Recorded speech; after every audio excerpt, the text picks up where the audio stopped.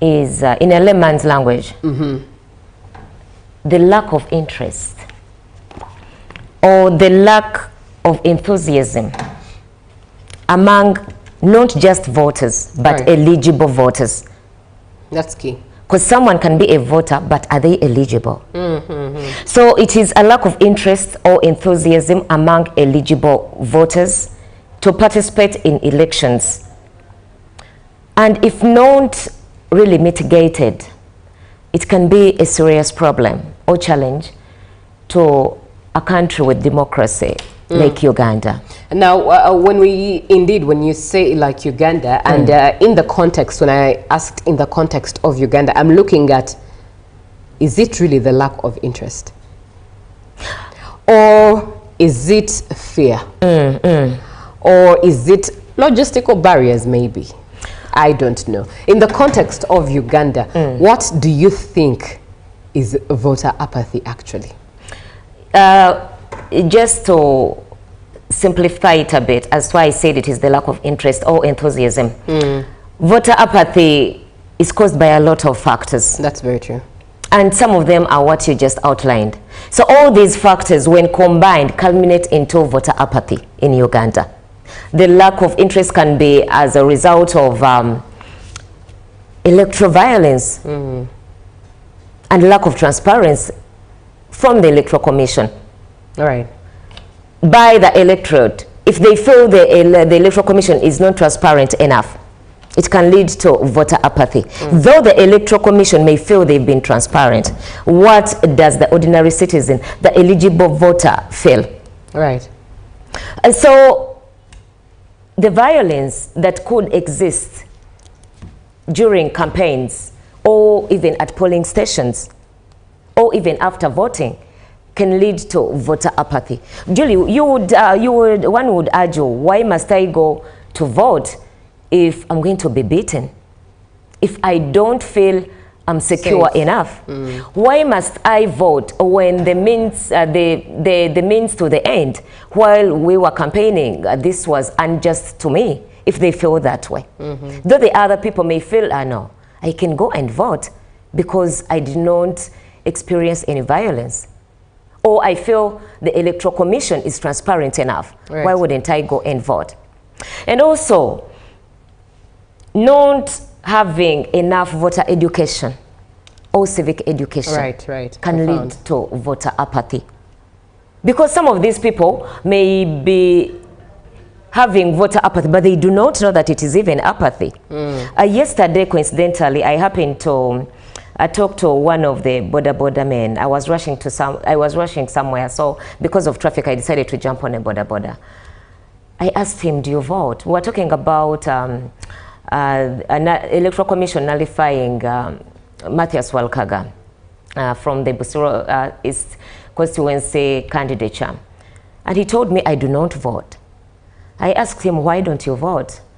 And he says, just voting, sit on just for just. And I'm like, but you need to vote. It's your right as a citizen. You should go out and cast your vote. And I noticed he actually had no idea the information or the intelligence about the need for someone to cast a vote. Because one single vote can make a difference. That's true. So if the masses are not educated about voting, obviously there will be voter education. You know, here at UBC we always have voter education every, is it every Monday? Yes. If all media houses, all social media influencers would participate in this, maybe the result would be different. And also the perceptions, especially the negative ones, can lead to lack of interest in voting. For example, if someone feels like voting will not lead to any change, you've heard of statements, after all, like someone, some candidate actually came out and made such a grave statement. I know even if I win, the EC will do this and this and this, will not do this. So how do you expect a voter to go and cast their vote if the person they are willing to vote for makes such a statement. Although one would wonder, is it possible or is it a likelihood that even those who are actively participating in these elections, those who are asking us to vote them, the candidates are a cause of voter apathy as well? True. Because I mean, when you lay across or table that statement, then why are you wasting your resources? Exactly. You know, I always tell some members of parliament, or would be,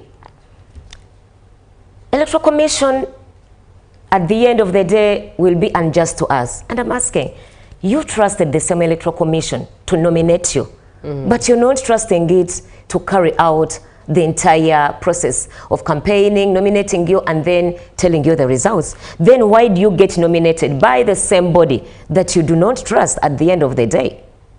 Sometimes matters politics can indeed confuse the mind. The more you talk about them, the more you really get into a maze. But one would wonder, which groups of Ugandans do you think are most affected by voter apathy? Of course, looking at the statistics of the population census, as we know it, 75% of Ugandans are mostly the youths. Exactly. That means the other percentage are senior citizens.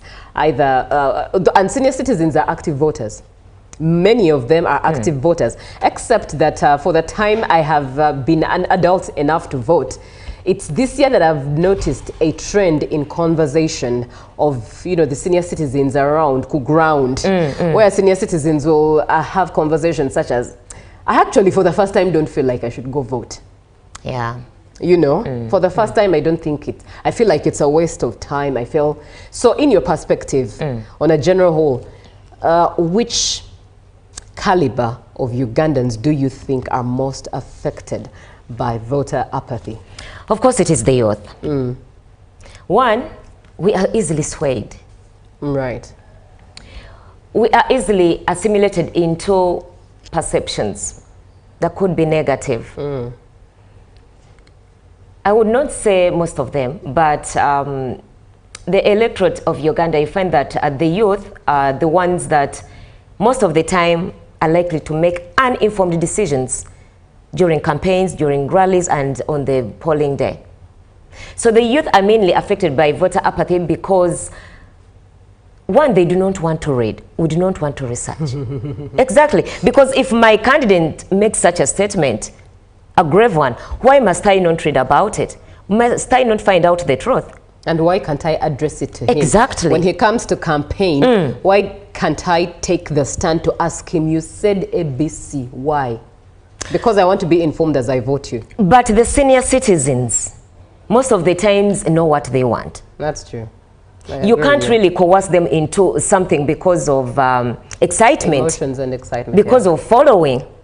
Because of what I did not want to use the term wave, but for lack of a better word, because of a wave. We've seen here Brother Ratoro. He can stick to his guns. No, we do not want this. So the youth are normally affected because of peer pressure. Right. And lack of the education still, because I remember way back why there was always a briefing before the polling day. You're supposed to do this, yes, you do not do this, but time for voting, they do not want to listen to instructions. Please do not sit here, keep some 10 meters away. You are speaking as who? The Constitution says. And now why I'm bringing that up is it's a very interesting conversation, by the way, that is still going on in this campaign season. The Electoral Commission has asked us, the electorate, after casting your vote, please leave, go, and come back at 4 p.m. when we start counting the votes. And the Constitution, of course, allows the electorate to stay at the polling station 20 meters away. However, the Electoral Commission, the body that runs elections in Uganda, has taken note over the cycles that when we stay at the polling station, there are those who stay to cause chaos. And I've also experienced it, by the way. Some of the examples Mr. Paul Bukenya cited the other time were those that had lived before, where you notice that younger lads, after casting their votes, would climb trees. And as you're casting your vote, someone is actually looking at what you are casting for a vote. And because it's a village setting, I mean, you're all in the same community, this person might take you for laps. They might... Exactly. What will happen after? Your safety is not very well assured.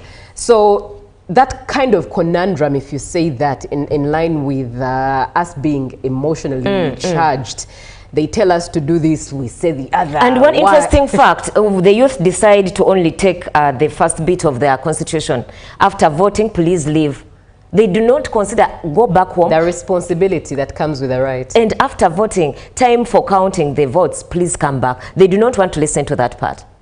For them, what they take up is, after voting, please go. And then that is when you hear that, why are you telling us to go? And even, you know, they want to have crowds. It's just a mess if you do not take into account of the constitution. Let's look at first-time voters. Do you think they are also affected by voter apathy? If we talk about peer pressure, they could be. One, they could go to vote just to have the experience. Others are informed. Right. But if the people around them are saying, we are not, you know, there are some voters, Julie, that do not vote because they've not been picked up by the candidate. In what sense? Logistics. Oh, wow.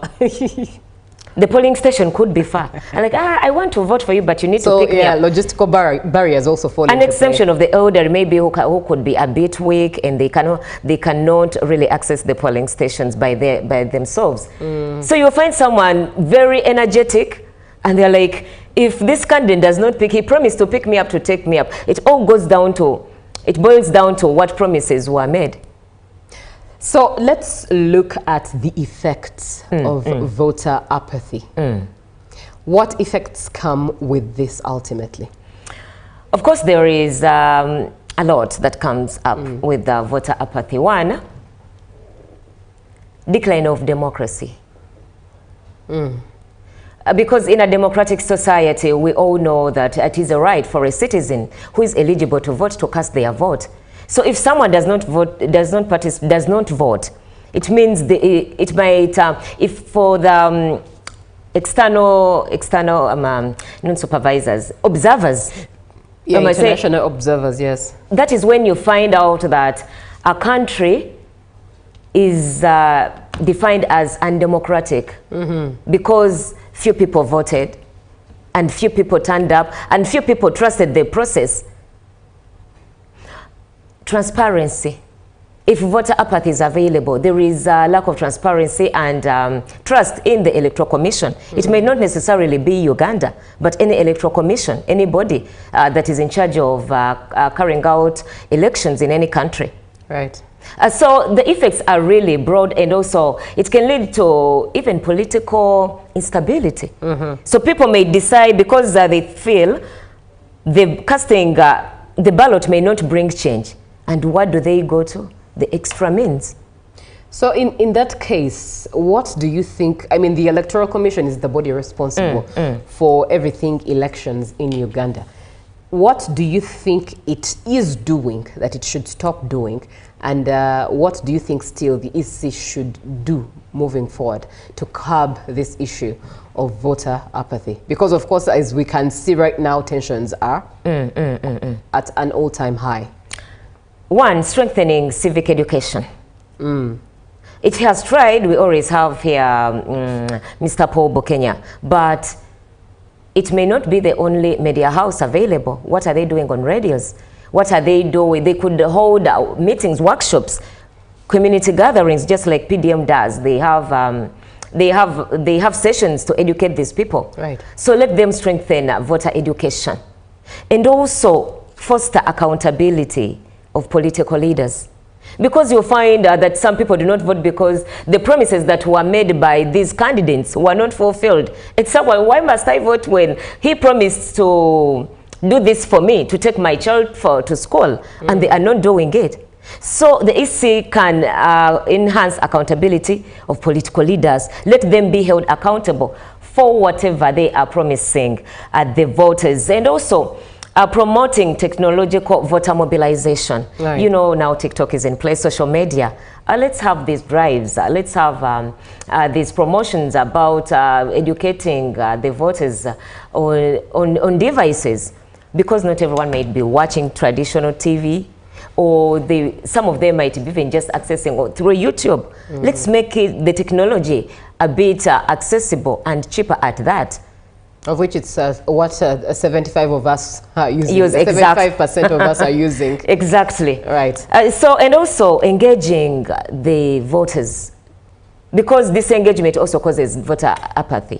So when we engage them, we tell them this is what must be done. Do not do this, do not. And also, let's also engage the candidates. You know, a candidate can decide to speak venom. Because influence masses. Voter apathy can also be brought about the campaign strategies.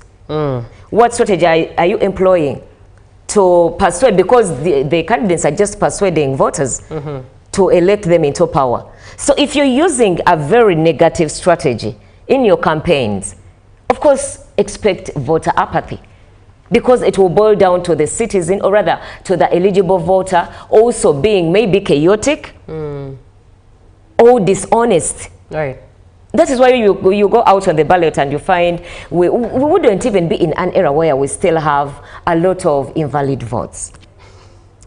Indeed, you're right. Someone finds, maybe because I saw, if I'm not mistaken, about, was it 69, 70 constituencies whereby opposition did not place any candidates. And someone decides to draw the logo, is it the party symbol of a certain party that did not front a candidate in that specific area. I know, I don't know if this is a form of voter apathy. I don't know. I beg to be taught what the term is. But I know of people who are actually saying that I'm going to go to that ballot and intentionally destroy it. I've seen primarily these statements that I'm going to go to that ballot, and instead of ticking against the candidate that I want, instead I'm going to cross through each box, just so it is. And how do they derive satisfaction? You are not causing the that's your money as a taxpayer, by the way. But let's bring this conversation to a close, and indeed, by reading a comment from Derek Gagamel, who says, "Good morning, Julie and John. A number of factors that cause voter apathy, but the outstanding one is people lost hope in the system. They feel their votes can no longer change the status quo. Politicians will promise heaven on earth, but things will remain the same. So people are frustrated and are losing the essence of casting votes. Secondly, the chaos, violence, stigma also scare away peaceful people. Over the time, it's becoming a do or die. And the way forward, our leaders need to advocate for unity regardless of what party. Do service the delivery to win voter hearts again, and government ensure we have free and fair elections." This is Cricket Derek Gagamel from Machindye. Good morning, Madam. This is Wagutiga Edison from Mukono. I suggest that instead of sending voters because they are eyewitnesses, let the electoral staff just increase the demarcation point size at the polling station. And thank you for the show. The continuous and increasing use of the army force and intimidations in the electoral processes is scaring the electorate from participation. The army have no place in the electoral processes, and the 1995 Constitution is very clear about it. Also, rumors of voter rigging spread by candidates themselves post-election undermines voters' confidence in the results of the elections. Perceived lack of transparency also deflate confidence. Overall voter education immediately after the election cycles and during the election should be taken seriously by the Electoral Commission, and candidates should avoid spreading harmful rumors about the results of the election. Indeed, John and I cannot add to anything that you have stated as a viewer. All is right. I was here as UBC TV, John and myself and the whole UBC team will continue to say vote peace, reject violence. But also voting is your right, and that right comes with a responsibility and a duty So there's a part that you are supposed to play while you enjoy that ride, so that others and the rest of everyone around you is as safe as you want to be. And a book that I love to read says that as a young person, live life. Do all you want. After all, you are young, it's okay. But there is a repercussion. You shall still answer and be held accountable to your youthful living. So be careful. At the end of the day, Uganda is our home, and we are giving Uganda to steward. Let's go vote. We must vote. It's a right as a citizen of Uganda. GMU Tourism Express is up next.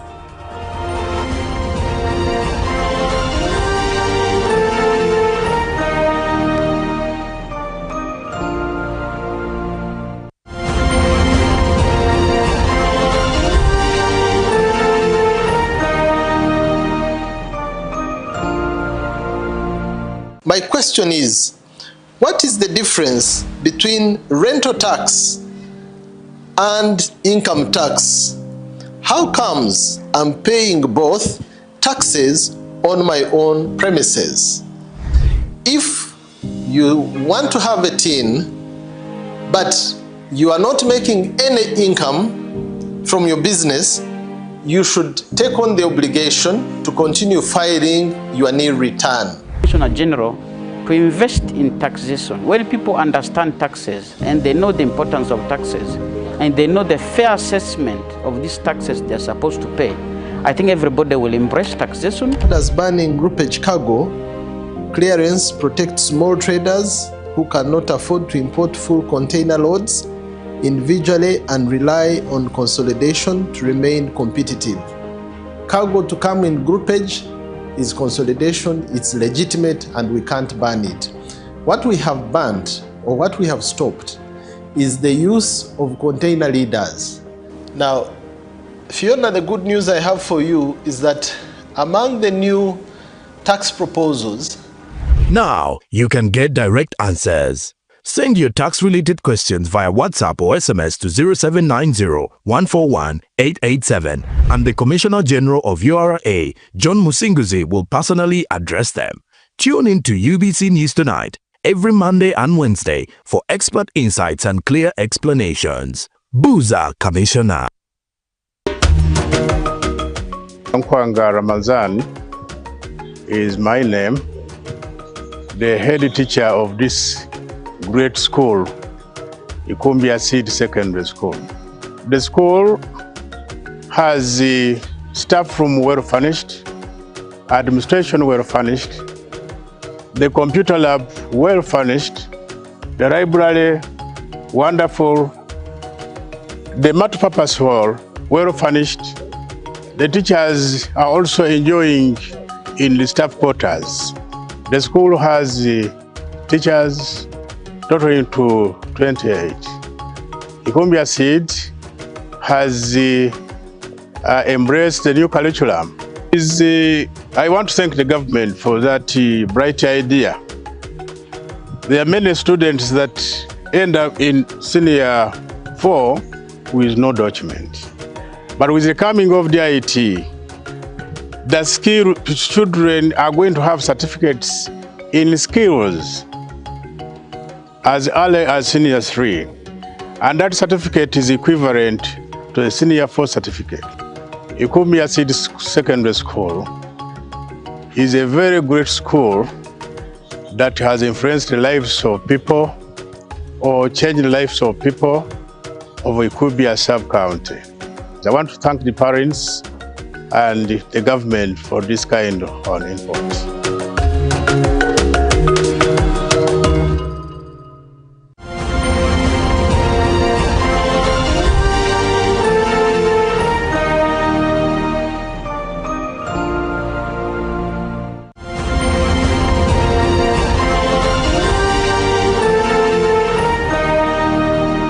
Brought to you by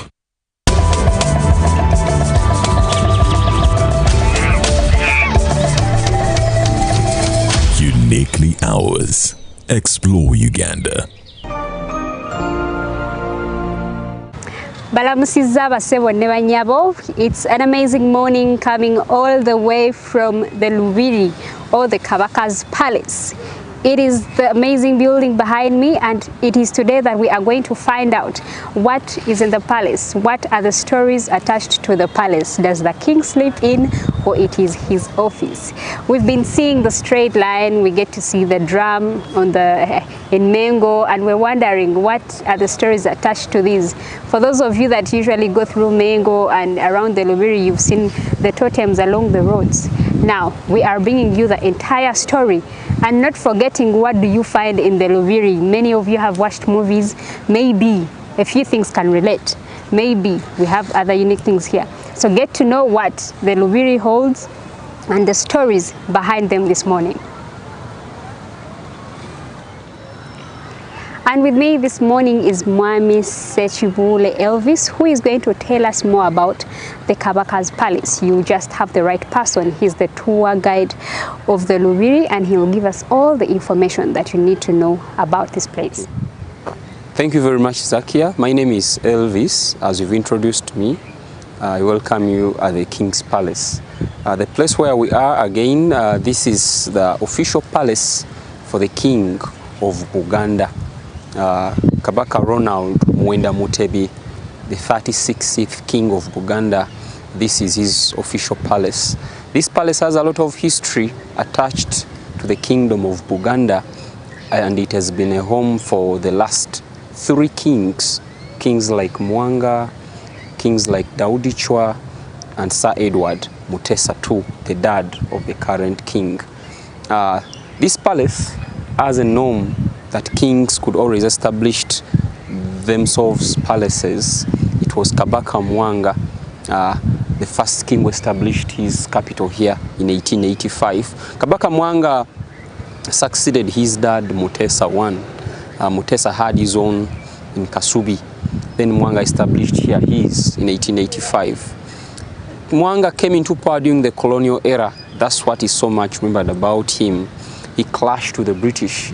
It is important to tell you that he was the first king of Uganda who made an agreement with the British. That was the 1894 British Protectorate, which led us to know Uganda, as it was a British colony, was under the British control. Then he later fell out with the British. They clashed. He was even exiled twice. For the second time, he was exiled in the Seychelles Island in the Indian Ocean. His remains are brought back and buried at the tombs. Then king number 2 is King Daudi Chwa. Daudi Chwa became king at a tender age, was almost 13 months. That is 1 year and 1 month. Since he became a king at that age, honestly, he knew nothing. So he couldn't build for himself a palace like how kings do. He used the palace of his dad. And he became king number 2 to sleep in this very place. His exposure to the European lifestyle is the one who gave him the idea of constructing this building, the way how it looks modern. Actually, his first time to explore Europe, the Buckingham Palace, that's when he got up this idea. So this building is one of the oldest structures we have in the country, constructed 1922 and finished 1933. This was the reign of Kabaka Daudi Chwa. Not only that, but he was a very liberal king. Exposure of the girls to education, because Africa, boys were the ones which were prioritized when it came to school. Women eating eggs and chicken, because it was initially taboo. We all saw this during the reign of Kabaka Daudi Chwa. Then the last king to stay here is Sir Edward Mutesa II. Mutesa II, this was the palace where he was when it was attacked in 1966 by Idi Amin on the orders of Milton Obote. Kingdoms were abolished. Obote rubbished the Lancaster Conference, which had given Buganda a federal state. And kingdoms were abolished, they were placed on a stop. This palace was turned to be a barracks. For almost 27 years, we had no kingdoms.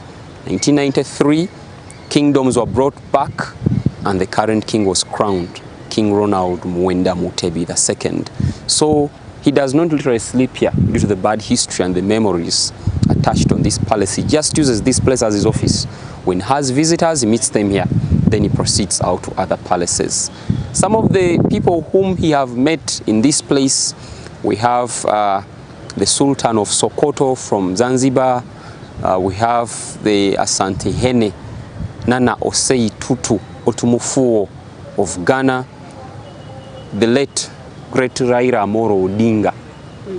This is the place where they've been meeting the king of Buganda.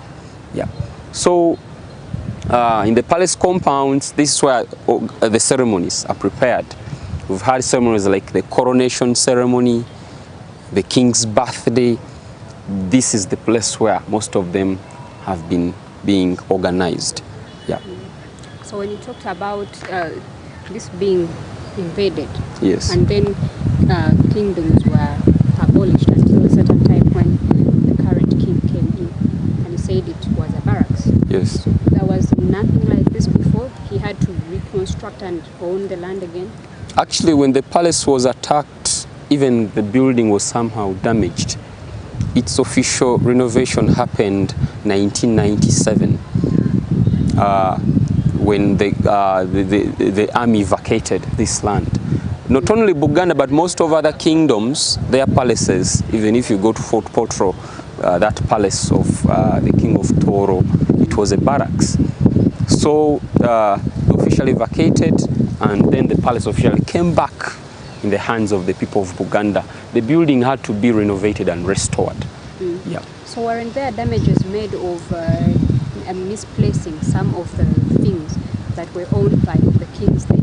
Actually, a lot of things were destroyed. We had a lot of royal regalia and treasure inside this palace, pictures, and the kind of portraits, and lots of things during the reign of Idi Amin and Obote were all taken out. Yeah. Okay, thank you.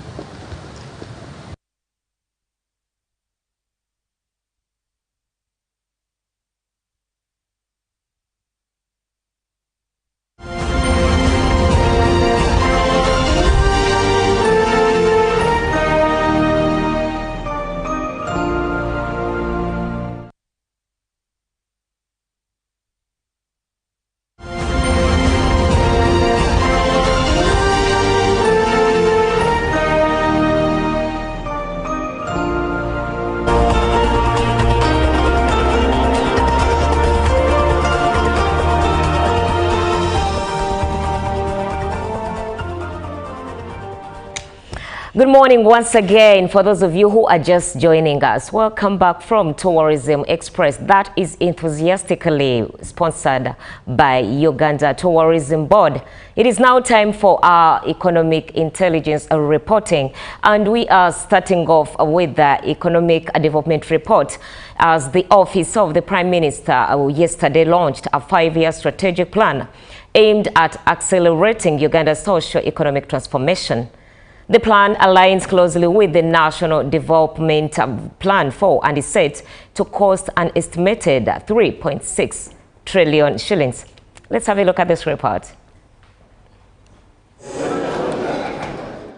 The financial strategy of the plan focuses on securing quick budget provisions through the Minister of Finance, integrating government priorities, and mobilizing resources to bridge a shortfall of over 800 billion shillings. This strategic plan requires 3.649 trillion over the next 5 years and has a funding gap of 812.174 billion. This calls for disciplined implementation, efficient use of resources, and proactive resource mobilization. While launching the plan, Minister for General Duties in the Office of the Prime Minister, Justin Kasule Lumumba, expressed optimism that the 3 instruments unveiled today will accelerate Uganda's socio-economic transformation. Because this will make everybody involved participate, knowing that is not only a participant, but a big stakeholder in this process. Call to government leaders, to the permanent secretaries, heads of agencies and technical leaders. I want to state clearly that the shifts we are introducing today, supported by the service delivery standards and the client's charter, represent a firm policy direction of government. The new measures, including the service delivery standards and client charter, are expected to make government services more accessible, accountable, and transparent to the public. They articulate what citizens, MDAs, development partners, and other stakeholders should expect from Office of the Prime Minister. They also reaffirm the OPM's commitment to delivering timely, predictable, and high-quality services. The 5-year plan sets a roadmap for development across multiple sectors, promising both economic growth and improved public services. Okou Joseph, UBC. And as to business insurance, Takaful and Retakaful insurance products are now officially available for uptake in Uganda. The Sharia-compliant insurance alternative is being welcomed by the Insurance Regulatory Authority and Muslim scholars who say it promotes ethical, inclusive, and resilient insurance options. Let's have a look at the launch. The insurance regulator has held a crucial sensitization and dissemination workshop on the insurance Takaful and Retakaful Regulations 2025. Sharia does not accept interest-based dealing.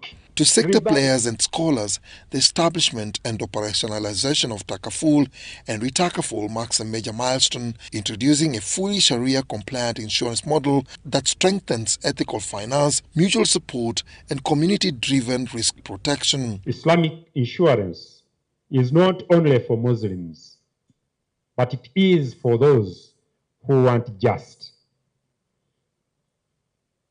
This is providing an objective of making sure that the Insurance Regulatory Authority is there to ensure that while this business is being done, it is fostering inclusiveness, it is fostering reliability and sustainable insurance industry. For too long, many Ugandans have been excluded from insurance products due to religious or ethical concerns with conventional insurance schemes.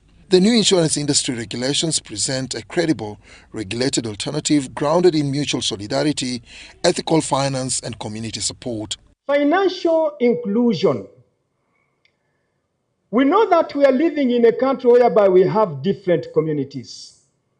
As a matter of fact, we have a community which is allergic to the conventional system. The only option they have is either to avoid, and we do not go into any insurance arrangement. If not, we do it forcefully. According to a 2023 Islamic finance sector report, the Takaful market in Africa remains relatively nascent and fringe compared to conventional insurance, with many countries adopting Takaful frameworks only recently. We have put in place mechanisms required to license players who want to do business in insurance which are Sharia compliant. Globally, the Takaful market was valued at about $36.6 billion in 2024.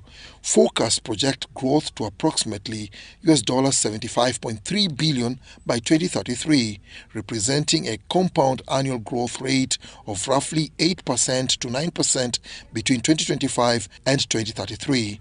Dennis Igor for UBC. In advancing with our festival updates, now Bachiga Nation is one of the biggest cultural festivals in Uganda. And the event happens twice a year in Kampala, and it aims at selling the rich cultural heritage of the Bachiga people that have their roots in Chigezi. Owen Bugumbe, the proprietor of Bachiga Nation, says that the organization is celebrating 10 years of excellence in event organization and calls upon Ugandans to attend the forthcoming event this Sunday, on Sunday, 14th December at Millennium Park in Kampala. Let's have a look at the highlights. Abarungi mwenda, abachiga, abanyankore, abanyakampala, mwenda abana Uganda twabakira. We are so grateful to have you. My name is Owen Bigombe. I work with Bachiga Nation, and I'm welcoming you to Rukunde Gumeho Nohire edition. Nohire in our language means Christmas. So we are inviting all of you to come on Sunday 14th and be able to participate in this big event where we are celebrating Christmas. We are bringing Christmas from our understanding and celebration of it in Kigezi, and we are bringing it to Kampala to celebrate with our friends. Many of you keep asking, why are we doing Bachiga Nation in Kampala? It's because we live here, we have intermarried here, we work with people that are not Bachiga, so it's an opportunity for us to share our culture with our friends and our colleagues. And today we are here to talk about the upcoming event, which is happening on the 14th of December. It will be a Sunday at Millennium Park, Lugogo, together on this team of people that have come to give you these glad tidings, like we are in the season of Christmas. It is Pilsner Lager. We have our Mr. Elvis Kabwondera representing our culture. Then we have Mr. Ronnie representing Rock Telecom, Mr. Calvin representing Safe Border to make sure you're safe as you're coming to the show. And then we have Mr. Morris, who is also a part of Bachiga Nation. So in a brief, I'm going to give an overview of what the event is going to be like. We are changing it this time around. We want to bring Christmas. So we are doing a lot of giveaways. For most of the people who have already bought tickets, it's the only way you will be able to win something, because we shall run raffles based on the ticket numbers. And then we'll have a beautiful photo booth experience. We shall have a cultural village talking about how we are as Bachiga, talking about our culture, traditions, and the different ways we celebrate our Christmas. We shall have a huge Christmas tree. We shall have a big choir to come and sing our folk songs, Bariaya Kanke, Kenyonyozi, Tumusinjize Mukama, the songs we sing every Christmas when we are back in the village. And then we'll have a variety of artists, yeah, both upcoming, seasoned, mainstream, and also a guest who most of you by now haven't known. So we'll have Tipol from Barara, we'll have Lilian Nabasa, we'll have Florence Musimenta of Turiaba Singuzi, and indeed as Bachiga and as a people, Turiaba Singuzi, we've gone through the year. It is a time to celebrate, to give thanks, and be grateful to God for taking us through this whole year and making sure we get to the end of it successfully. We'll have so many things, so many games, so many food to eat, so many giveaways. The list is humongous, but in a nutshell, we are celebrating Christmas this event, and we are encouraging people, please come dressed in Christmas colors, red, green, white. If you don't have them, we shall still give you some of these things for you to wear. But we are really, really excited to have you. For those that want to buy your tickets up front, you just dial *252 *4#. And we have other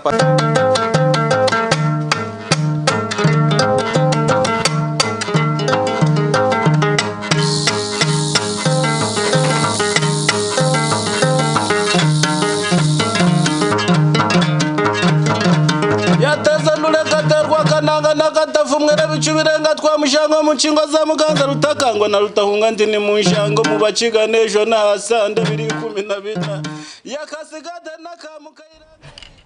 Interesting. Rukundo Egumeho, this Sunday, Bachiga Nation at Millennium Park in Kampala. Please endeavor to attend. And of course, let's move on to the forex rates as they stood on 10th December 2025 by Bank of Uganda. Starting off with the US dollar that bought at 3,547.50, that is in shillings, and sold at 3,557.50 by midday. The dollar rate was at 3,549.23 for buying, and the selling rate was at 3,559.23. While by the end of day, the dollar bought at 3,564.91 and sold at 3,574.91. The Great British Pound bought at 4,745.07 and sold at 4,758.38. While the euro bought at 4,146.70 and sold at 4,158.33. From the neighbors, the Kenyan shilling bought at 27.58 and sold at 27.65. And the Tanzanian shilling bought at 1.46 and sold at 1.46. Oh, kind has declined a bit. While the South African rand bought at 209.26 and sold at 209.85. Now, as we wrap up the business segment here on GMO, if you are in business, do watch the clock and do what it does. And what is that? It keeps on going. So keep on going in whatever you do, in whatever business you are venturing into, as long as it is not illegal or does not negatively impact the country or your society. Coming up is the agenda with Julie. My name is Joanne N. Moronji. Good morning, Uganda.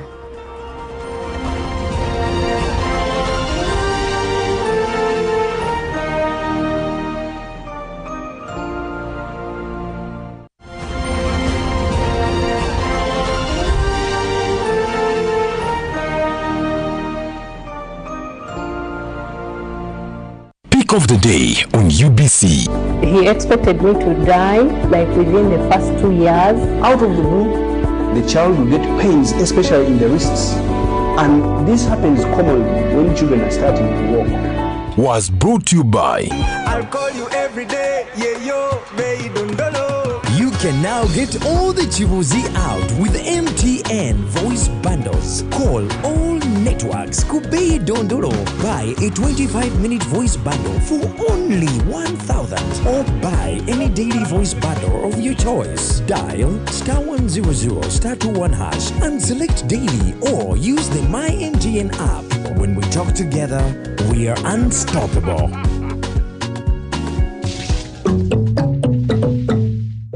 My question is, what is the difference between rental tax and income tax? How comes I'm paying both taxes on my own premises? If you want to have a tin, but you are not making any income from your business, you should take on the obligation to continue filing your nil return. General, to invest in taxation. When people understand taxes and they know the importance of taxes and they know the fair assessment of these taxes they're supposed to pay, I think everybody will embrace taxation. As banning groupage cargo, clearance protects small traders who cannot afford to import full container loads individually and rely on consolidation to remain competitive. Cargo to come in groupage is consolidation, it's legitimate, and we can't ban it. What we have banned, or what we have stopped, is the use of container leaders. Now, Fiona, the good news I have for you is that among the new tax proposals, now you can get direct answers. Send your tax-related questions via WhatsApp or SMS to 0790-141-887, and the Commissioner General of URA, John Musinguzi, will personally address them. Tune in to UBC News Tonight every Monday and Wednesday for expert insights and clear explanations. Booza Commissioner. Exercise can't be sustained. Eating can't be stopped. It's even harder to lose weight. Come and give it a try. Genshikang L-carnitine chromium capsules, plant extract, scientific ratio, take 3 capsules each time. The active ingredient accelerates fat burning,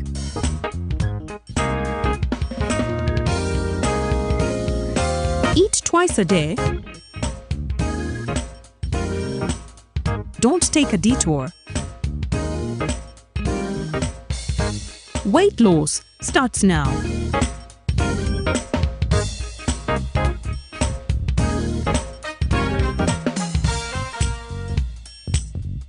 Genshikang L-carnitine with chromium capsules helps you stay in shape. Please follow medical advice when taking this product. For more information, visit our website www.hgo.com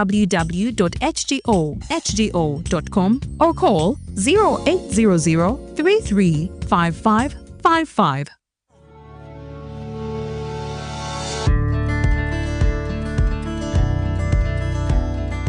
Our program of poverty eradication is a must. We want everybody to be involved.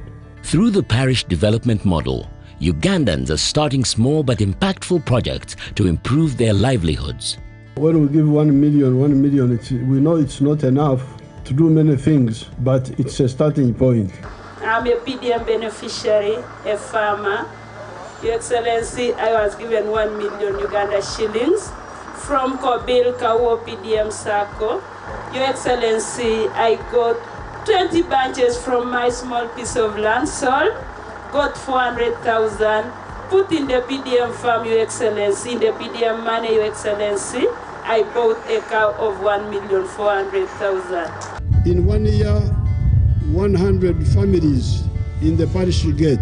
In 5 years, 500 families would have got. We were the first people to receive money from Nakaprepret. I received $1 million. I rented 4 acres of land and I was able to harvest 14 bags. So really this 1 million is enabling somebody to start something. Yes, and we don't want to give too much money to one person because we have got very many people to cover.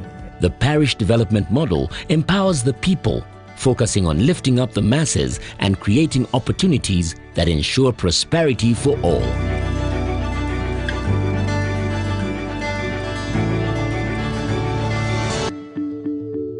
This message is brought to you by the Ministry of ICT and National Guidance.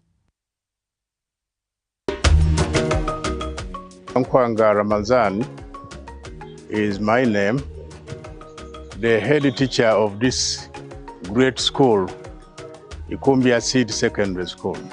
The school has the staff room well furnished, administration well furnished, the computer lab well furnished, the library wonderful, the multipurpose hall well furnished. The teachers are also enjoying in the staff quarters. The school has teachers totaling to 28.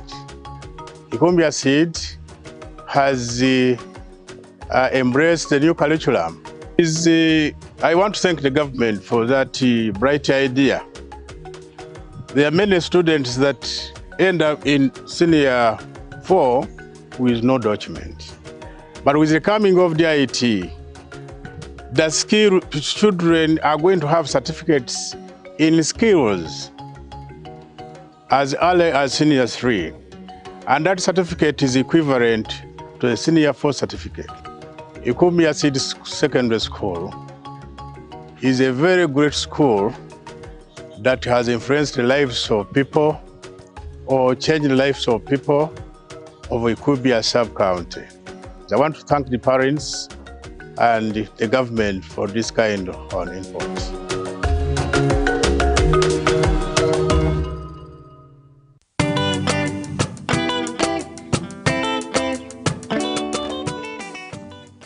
Ghetto structure okusooka ffe twali twepima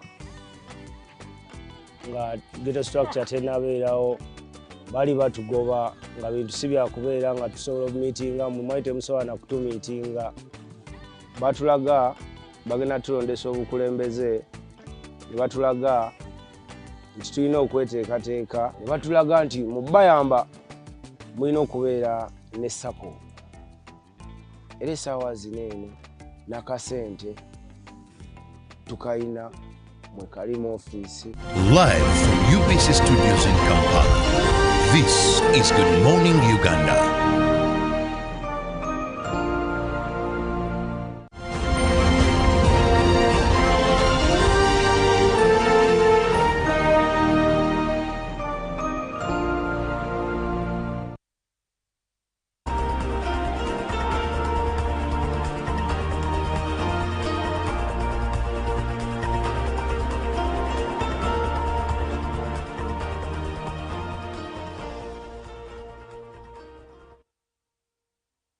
Good morning, Uganda. Thank you so much for watching UBC TV. It's time for the agenda. Welcome back from JMU Business and Tourism Express.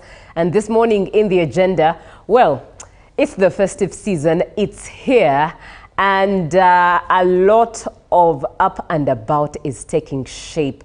Just this week alone, from Monday, on the road, there's been a lot of traffic.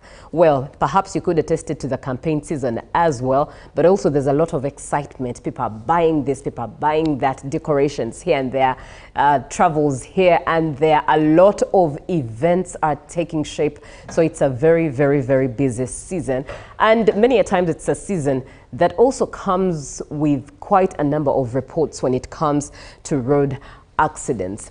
Now, sometime last year, actually 2023, it was reported while releasing a road safety message for the festive season on the 6th of December. Minister of Works and Transport, Mr. Edward Katumba Wamala, at that time said that close to 60 people died between December 23rd, 2023 and January 1st, 2024.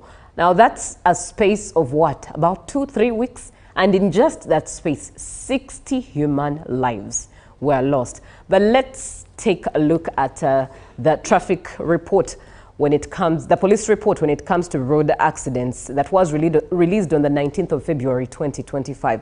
It stated that 5,144 people lost lives due to road accidents in 2024. And that is a 7% increase from the previous year, 2023, that registered 4,806 deaths. Now, the traffic police therefore classified road safety as a public health concern, because actually there was a warning that the rising fatalities crossed a red line. Now, the number of casualties from crashes still in the year 2024, the number registered was 25,808, and it rose up from 24,728 in 2023, which is a 4.4% increase. That's a lot. A human life, just even one, is a lot. Now, between 2022 and 2023, there has been a consistent rise in fatalities, serious injuries, and minor crashes.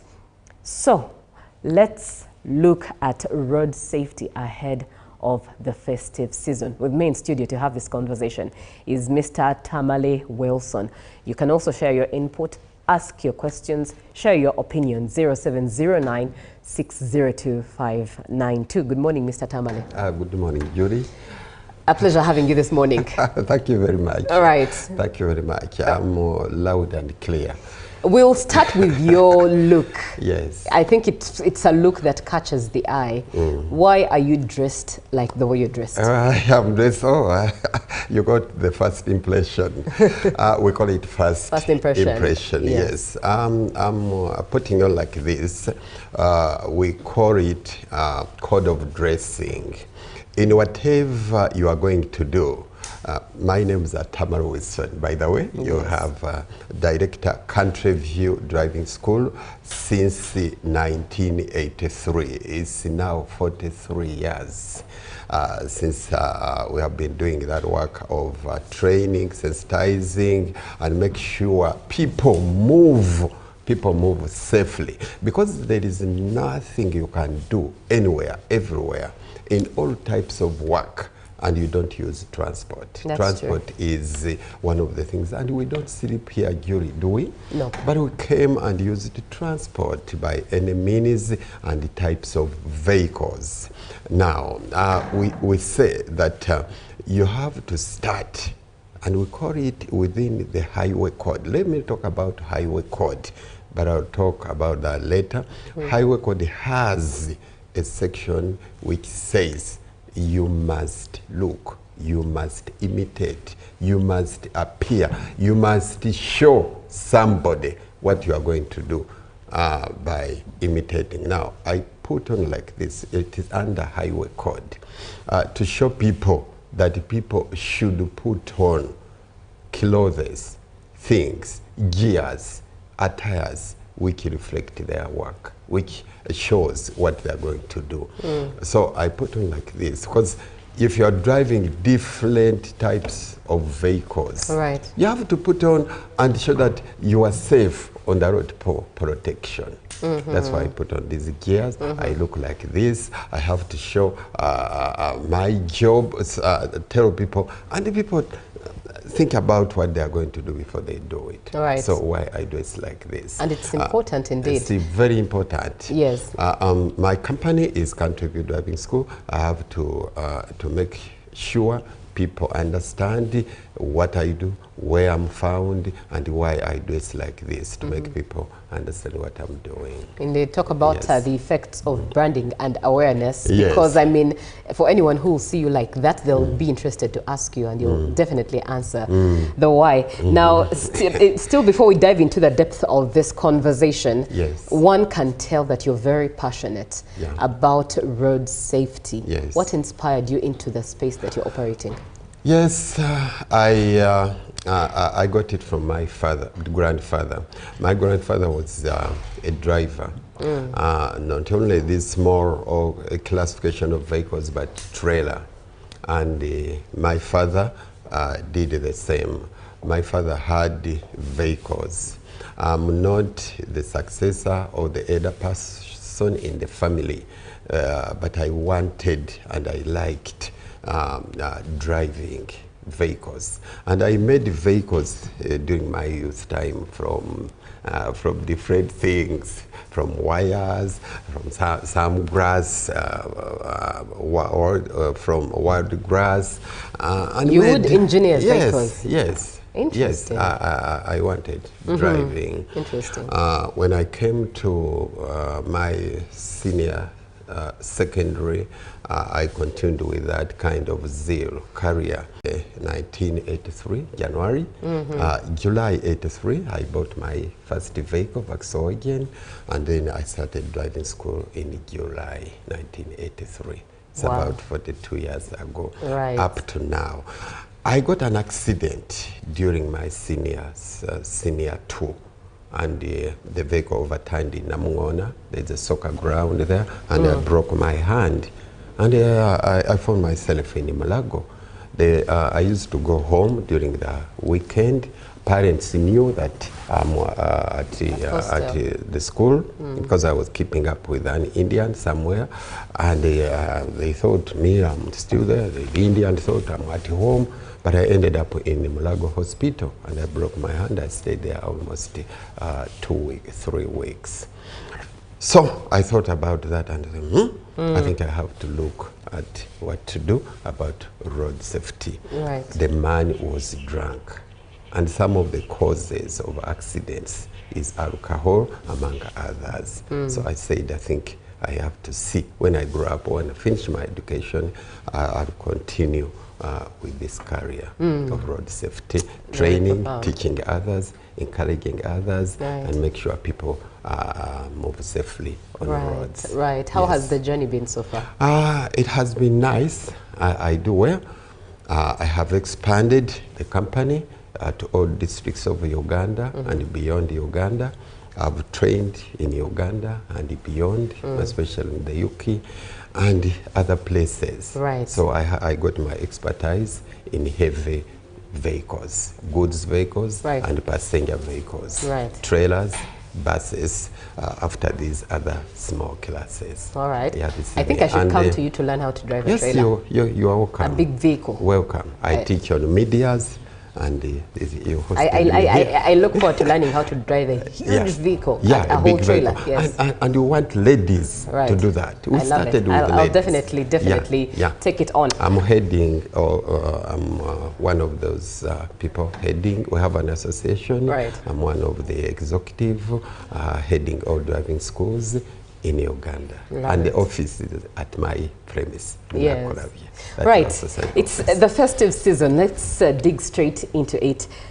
Why is it that the festive season is considered a high-risk season on the roads? Yes, because of attitude. During our training, we look at mostly 3 areas which any road user must go through. any trainer must go through. Number one, if we train the people to have the skill, we get the skill that is practical driving, hands-on, but also we use the class. There is no training institution or driving school which doesn't have class for theory. And then the second part of driving is knowledge, which we get from classroom.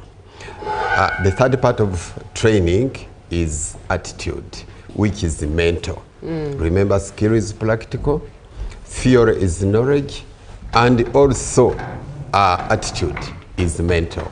We have to make sure that everybody goes through those things. But now the things done by people on the road it causes many people meet a lot of accidents. And one of them is attitude. If you come to these few days left to Christmas season, end of year season, and other events taking place, events from all kinds of people who are doing some kind of promotion, including politics and other things, performers, singers, and also some kind of end of year, Christmas, events, end of year all parties, those events. Product, people's attitudes change a lot. The way they are doing things speeds up mentally. That is attitude. Because everybody is asking, how can I do this? How will I end up this year? Where will I get money for Christmas? For all my people and siblings and all my kind of friends, companies and other things. The speed also within driving vehicles is now different. People, you'll see that even in our transport will rise. Yes, rates will transport rise. fares, yes, that's people need to do PSV. PSV means public service vehicles. They make many routes. People who drive CVs, all commercial vehicles, goods vehicles, they want to make many roads. I'll bring matoke, cow, animals and other things and make many roads. So people are doing things at a very terrific speed, different speed, according to what has been normally. So people's attitudes have So changed. generally in the festive season, Yes. it's about attitudes. Yes, and it's all that's about attitude. And if you look at police report, I say that during normal days, accidents are few, and yet there is a lot of congestion and rush. But during the weekends and big days, holidays, accidents are many. Some of the reasons are being that we have fast drivers, so many of them on the road. What do I call fast drivers? Those people who have just come out of training. Some of them trained themselves in washing bays, soccer grounds, their friends, families, compounds, and other places. But there is no place where somebody can have training, only that driving school. Right. If you look at the accidents we have seen on the screen, like yes. that one of yesterday, where 10 people died, it's all about attitude. Somebody was kissed by URA and the other organs, but why? Why doing that? If you are doing that running, why did you put things there which are illegal? So always people's attitudes. The driver said, let me use my millers. You know that we have the second eye as a miller. Let me see the first eye, focusing ahead.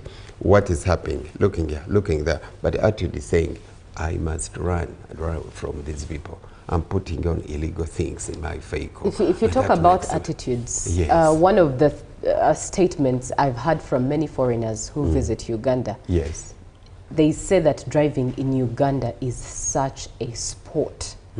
It's so difficult, it's so disorganized, it's so chaotic. Why do you think that's the brand we have on Ugandan roads? Is it still in line with attitude? Yeah, it is. It is. But let me tell you, when we drive outside The roads are organized. They have many lanes. People know the rules according to the highway code. Many countries have highway codes, but it be different according to their system, according to the weather change, according to landscape and other things. But here, the laws are there and rules are there, but people don't mind about them. Most people are not trained. Most people think about the money. Most people take things carelessly. But also, some of our roads are not yet finished, are not yet done. They are narrow, they are eroded, they don't have many lanes, and the population has grown, both of people and of vehicles. Right. And that one is also a cause. One Muzungu told me in England that when you come to Uganda, if you drive straight, you're a wrong person. You are not doing well. If you drive crooked, then you'll be doing fine. Yes. That's what happened. That's what he told me, attitude. But I'm telling you, it's, we are trying to make sure people understand. We are trying to train. We are trying to tell people to behave on the road and have a right attitude for anything before they start a journey, making a trip plan for anywhere they're going. Right. Good morning, presenter. Thank you for the show. In my view, the increased cases of road accidents are due to poor and narrow roads, reckless driving, including overspeeding and lack of alternative means such as railway transport. Our government by now needed to have connected all the regions, if not cities, with railway lines. Railways are safer compared to road transport. The few road transportation should have been used within short distances. This should minimize road accidents. Seriously, we are losing a lot of lives, which is true indeed. In case you're just joining in, we are looking at road safety ahead of the festive season, and in studio with us is Mr. Tamale Wilson, who's a road safety advocate, and of course he's been at it. He a road safety advocate through, of course, a driving school that he runs, and everything related to road safety. It's something he has championed from the year 1983 till date. Talk about passion and impact at the same time. Now, therein, you've talked about how to prepare for a journey. Yes. There are things to do. Yeah. There are many travels going on. So take us through the stages of what we are supposed to do before I hit the road. Yes. What must I prepare for in order to be safe? I know that there are many events now taking place. That's true. That we have mentioned. We thank God for our climate and the adverse conditions now. But also, people shouldn't think that during rainy season we should talk about road safety. But also during the heat, during the season where the climate is very hot like today, people also have to think about vehicles now. Number one, don't start any journey or any trip whatsoever. It might be short distance or long distance. It starts from your bedroom. You have to start from your bedroom. Okay. Prepare yourself from there. There are some things we do at our homes we have not mentioned. But the last one is code of dressing. You have to put on that dress reflecting what you are going to do. And then after that, come to the vehicle. You might be a pedestrian walking, but also you have to think about where should I pass, where should I take, what should I do. Even in code of dressing, we include shoes. Apart from dress, shoes. There are shoes which we don't allow to drive, like high-heeled, mikalabanda, you know, sandals, gumboots. All of those things we don't allow. I know some people, ladies more especially, they are good at that. You have a pair of shoes for this occasion and other office. So when we are driving, we cannot wear sandals? No, we don't allow sandals, high-heeled shoes, kakondo, mikalabanda of any kind. I don't think you know mikalabanda. I saw them at the museum. Yes, you do. Yes, you did. That's good.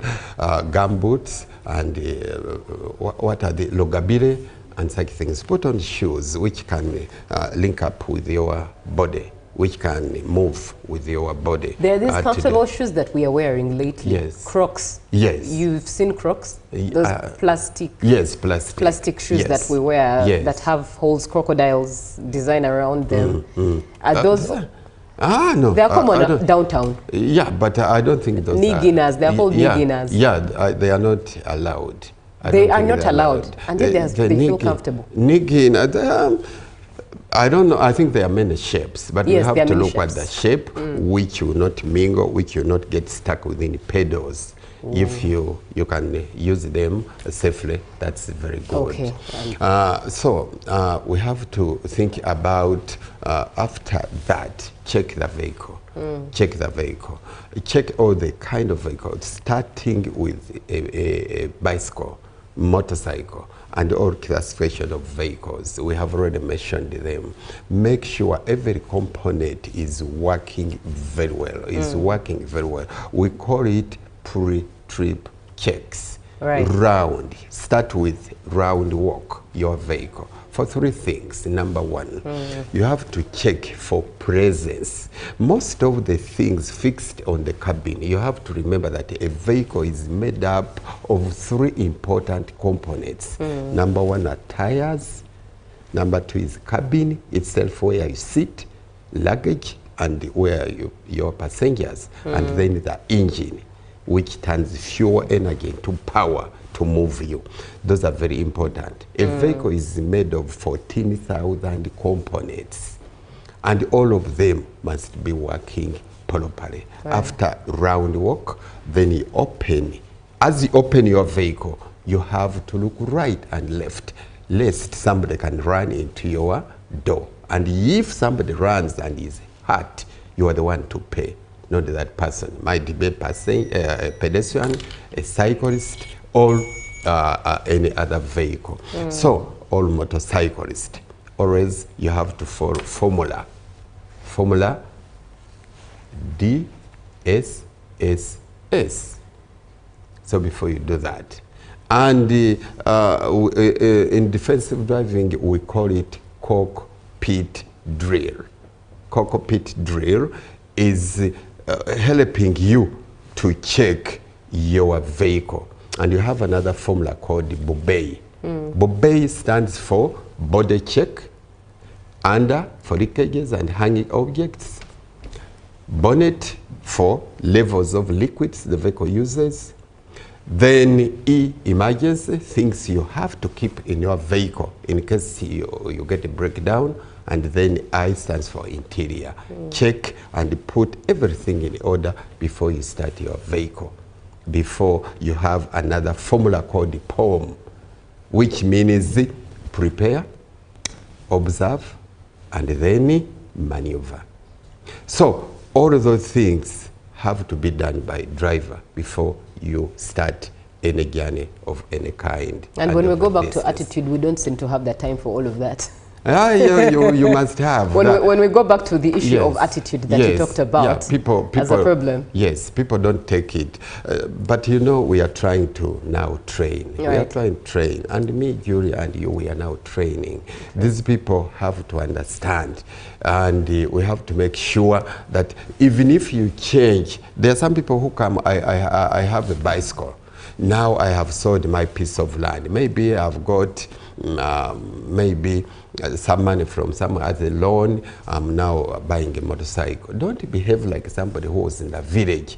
You have to come and train how to use. That's why most people drive one way, especially motorcycles, bodabodas and others. You have to change your attitude wherever you are, whenever you are doing something, according to that particular situation you are in. Situation, I mean where you are, what is done there, what is the kind of road you are driving on, what is the surface of the road, what is about you, your physical. Are you well and fit to drive? think about drivers' welfare and fitness to drive. It doesn't concern only the driver to be fit and well, but also it concerns somebody who is employed. It goes back to even to his boss. Some people are driving bosses and they are hungry. True. A driver is hungry, is bending the seat, waiting for somebody. His boss was going to Sheraton and yeah. Right. That's where, yeah, no wonder, now, Julie, that's where I get my breakfast. The things are for us. So, but this man stays there, and the man comes, now, we are going to Koboko right now. Can you start? Yes. The man is yawning, hungry. He will just overturn the vehicle and all the chips and chicken powers. He might die. So that is among attitudes. Interesting. So we have to make sure Indeed. We have right attitude before we start again over there. Mr. Tamale, now on the screen, of course, it's a very sad scene, yes. But you can imagine that some of the things that he is mentioning, seemingly funny and light, but actually could lead to such major impact as what we see on the screen. So attitude is indeed very key. Now, time is such an enemy, but we cannot leave this conversation without you elaborating on the highway code. Yes. Sensitize us on what this is. Yeah. In a driving industry, we have what we call a document called Traffic and Road Safety Act.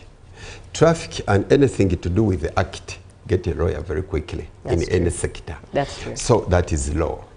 Then we have a second document called the Highway Code. The Highway Code is derived from the act. The act is laws, rules, but the Highway Code is advice to all road users, ranging from pedestrians, cyclists, motorcycles, and other groups of vehicles. Now, the Highway Code gives advice to all road users. Most people think when we talk about accidents, highway code, we think about drivers. But we think about other road users. Some people, third party, let me put together like a third party. People selling things, promoting things on the roads, drying things on the roads. There are roads where they dry things, foods and others. So we have to make sure that Highway Code gives you advice on how to use the roads. Now, in this festival, it is always there, not only these big days, but it is always there to advise you. Highway Code means obeying traffic rules, signs and signals, regulations and guidance to all road users. Remember, not only to drivers, but to all road users.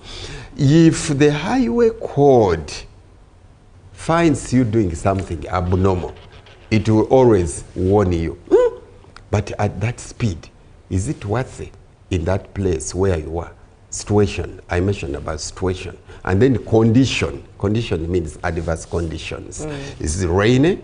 Is it foggy? Is it smoky? Or there is a lot of dust, sunny.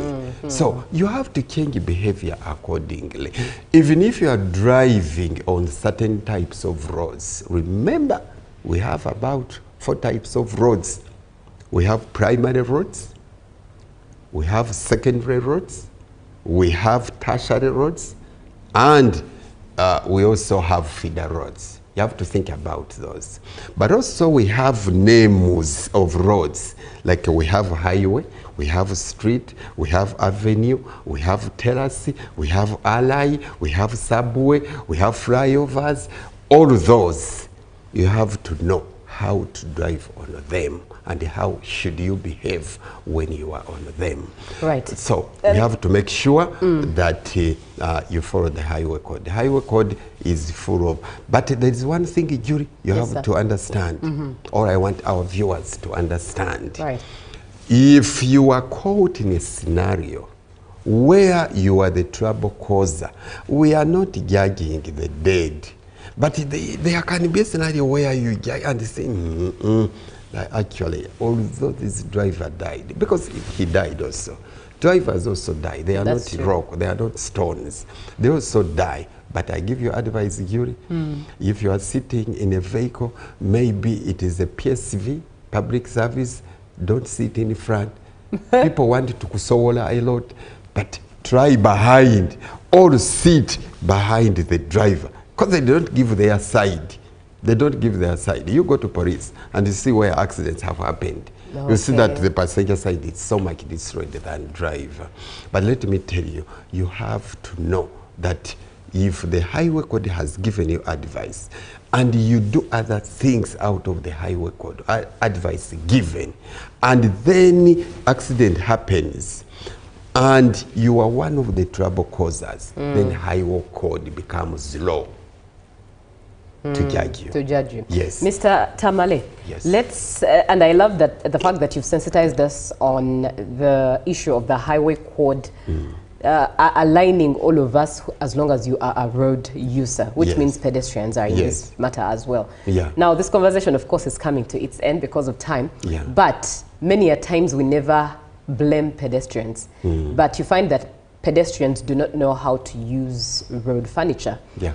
They do not know how to read the traffic lights. So when the green man goes on, it's when someone stands. Yeah. When the green man goes, rather when that man goes red on the traffic lights, it's when one crosses the road. We have zebra crossings and one crosses besides the zebra crossing. There is an issue of jaywalking. Now I know jaywalking is an issue in countries abroad, especially in Europe, but it's, I've never had anyone address jaywalking in Uganda, but you see it happen a lot. Yes.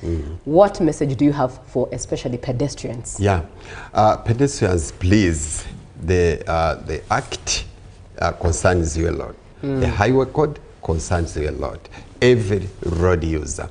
We have in the highway code what we call crossing procedures. And we always train people how to cross. We train guardians, these people who help people to cross at schools, where we have pedestrian crossings and zebra crossings. So we have to know that you pedestrian, you also vehicle, by the way, but you have to make sure that if I'm crossing, if I'm riding a bicycle or rolling a bicycle anywhere, you have to follow the rules too. And the rules of the road concern you too. So make sure you take precaution. More especially, pedestrians are killed during junctions and places where they can cross. And you have to use the places gazetted, the places designed for you pedestrian to cross. Cross where there is a pedestrian crossing. Pedestrian crossing has only bars in one color, white. They might be half a foot or 2 feet long, or 6. Depending on the width of the junction. And now the zebra crossing has only 2 colors. Most people put it in a black and white because of the zebra animal. But the official color according to the highway code is white and yellow. So if you put anything for people to understand or to know your intention, you have to follow the engineers, you have to get permission from Ministry of Works, police and other organs. So you have to make sure that pedestrians, you are very careful. Don't just cross like an animal and cross one side of the road, stop, look right, look left, cross the other side. And mostly, Julie, let me tell you, pedestrians are killed while laughing. Yes, somebody can be accompanying somebody. And say, you're accompanying a grandmother, grandfather, or another kind of people. And one of them crosses while laughing. He was almost finishing. But then he stands on the other side and he asks me, you cross, you are crossing like a village.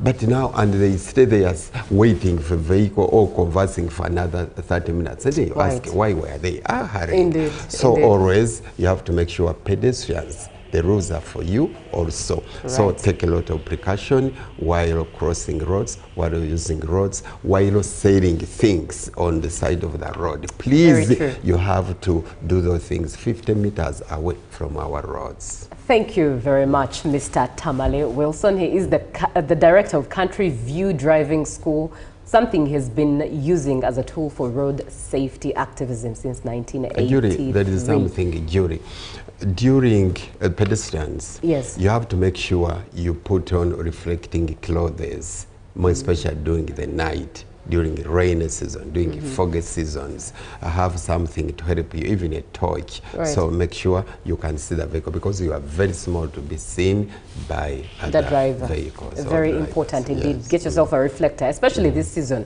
It's quite careless on the roads, so have yourself a reflector as a pedestrian, and all of us at the end of the day should be safe. Driver, pedestrian, we are all road users and we must take care of each other. Ruben is coming up with the sport, and today is Thursday. He is with Makoma to talk about rugby. We'll definitely have Mr. Tamale back for another session. For now, Good Morning Uganda ends here for me, but of course, Good Morning Uganda does continue. Good morning.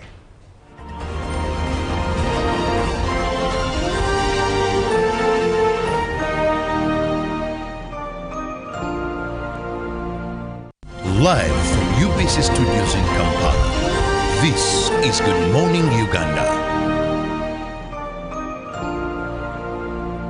Exercise can't be sustained. Eating can't be stopped. It's even harder to lose weight. Come and give it a try. Genshikang L-carnitine chromium capsules, plant extract, scientific ratio, take 3 capsules each time. The active ingredient accelerates fat burning,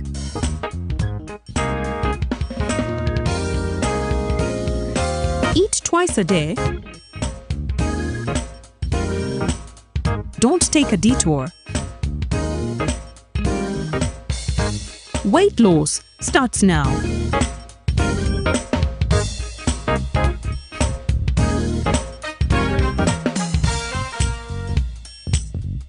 Genshikang L-carnitine with chromium capsules helps you stay in shape. Please follow medical advice when taking this product. For more information, visit our website www.hgo.com or call 0800 335555.